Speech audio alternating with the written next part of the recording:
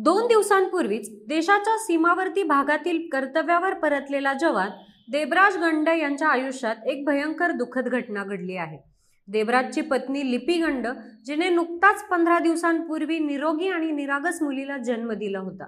बाळाच्या जन्मानंतर देबराजच्या पत्नीची तब्येत अचानक गंभीर झाली आणि उपचारादरम्यान तिचे निधन झाले। तिला आयसीयू मध्येही ठेवण्यात आले होते। या कठीण काळातही देबराजला 11 मे रोजी ड्युटीवर परतण्याचा आदेश मिळाला आणि त्यांना देश सेवा करताना आपल्या पत्नी आणि नवजात मुलीला रुग्णालयात सोडून जावे लागले होते। आज 13 मे रोजी लिपीने मल्टी ऑर्गन फेल्युअरमुळे अखेरचा श्वास घेतला आहे।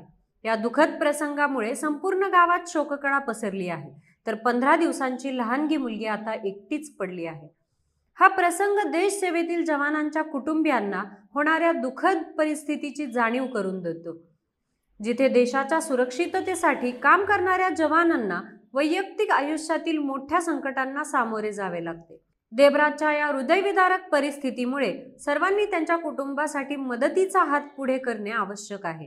जवान देबराज गंड यांच्या देश सेवेला न्यूज डॉट्सचा सलाम। यावर तुमचं मत कमेंट करून नक्की कळवा।